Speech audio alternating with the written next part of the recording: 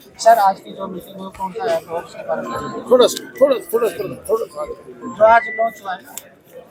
आज संकल्प पत्र जो आदरणीय नड्डा जी ने कल उसको देश भर के अंदर लॉन्च किया था, आज हमने उसको हरियाणा के अंदर लॉन्च किया है। आदरणीय नड्डा जी ने कहा है कि 2024 के लिए लगभग देश के अंदर 1 करोड़ से भी ज़्यादा प्रमुख लोगों के आम जन के लोगों के सुझाव लिए जाएंगे कि 2024 के अंदर उनके अमूल्य सुझाव जो सरकार तो आदरणीय प्रधानमंत्री जी ने एक संकल्प लिया है कि हम 2047 तक विकसित राष्ट्र बनाएंगे। उस दिशा के अंदर जो 10 वर्षों के अंदर आदरणीय नरेंद्र मोदी जी के नेतृत्व में मजबूती से विकसित राष्ट्र की तरफ ये भारत बढ़ा है, तो 2024 का जो चुनाव है उस संकल्प पत्र के अंदर लोगों के सुझाव आए कि हम जब 2024 के अंदर आएँ तो क्या क्या काम हमने करने हैं, उनके सुझाव और उनके जो भी इश्यूज हैं वो उसके माध्यम से हमारे तक वो पहुंचेंगे, पार्टी तक पहुंचेंगे और उन सब को सम्मिलित करते हुए एक विकसित राष्ट्र की तरफ बढ़ाने का काम वो करेंगे। आज की पोस्टर पे हुई देखिए, आज लगभग भारतीय जनता पार्टी के हमने जो हमारे लोकसभा के संयोजक हैं, लोकसभा के प्रभारी हैं और विधानसभाओं के संयोजक और प्रभारी हैं, हमारे BLA1 हैं, हमारे जो पार्टी के जिलाध्यक्ष हैं, जिला के प्रभारी हैं और उसके साथ साथ हमारे जो प्रदेश के पदाधिकारी हैं, प्रकोष्ठों के हमारे प्रदेश के संयोजक और मोर्चों के प्रदेश के अध्यक्ष, इस प्रकार से हमने जो इस 2024 के चुनाव के अंदर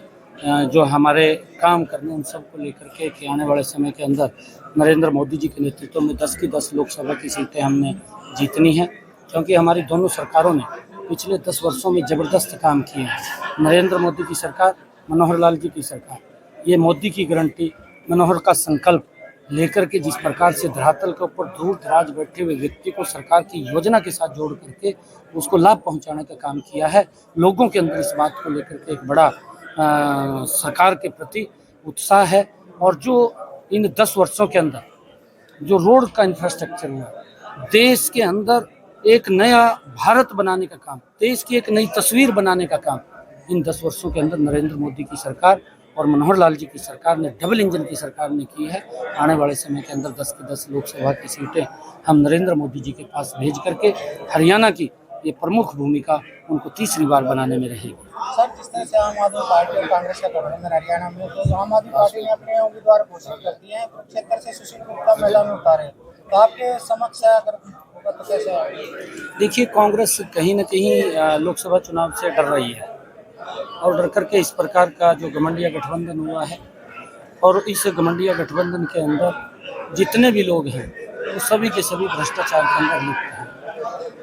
आम आदमी की अगर बात करें, आम आदमी जिस मंच से निकल करके आई थी वो मंच था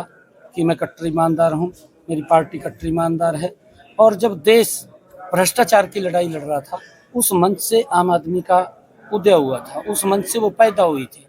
परंतु वो कांग्रेस से भी जब लोगों ने देखा है, एक हमारा हरियाणा के अंदर कहावत है और कहावत है कि हाथी के दांत खाने के और दिखाने के और, वो सेम कहावत आम आदमी के पार्टी के ऊपर लागू होती है, केजरीवाल के ऊपर लागू होती है कि इस पार्टी ने जो भ्रष्टाचार के अंदर कांग्रेस से भी 4 कदम आगे बढ़ करके लूटने का काम किया है। उसके मंत्री जेल के अंदर हैं, पंजाब के अंदर उसके मंत्री जेल में हैं, लोग समझ चुके हैं, इनका चेहरा वो जनता के सामने आ गया। जब जनता के सामने आ गया, ये जो इन्होंने भ्रष्टाचार किया है, इस भ्रष्टाचार के कारण ये घमंडिया गठबंधन इकट्ठा हो रहा है, बाकी इनके फर्क कोई पड़ने वाला नहीं है।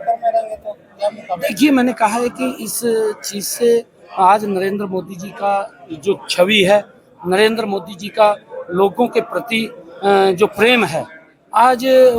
सिर चढ़ करके लोगों को बोल रहा है। और ये 2024 का जो इलेक्शन है हरियाणा के अंदर, मैं आपको ये बताना चाहता हूँ कि जो पिछले बार 10 की 10 लोकसभा सीटों के अंदर वोट आए थे, उससे बड़े मैंडेट के साथ तीसरी बार 10 की 10 लोकसभा की सीटें ये हरियाणा की जनता ने तय कर दिया है। आदरणीय नरेंद्र मोदी जी को तीसरी बार प्रधानमंत्री बनाने का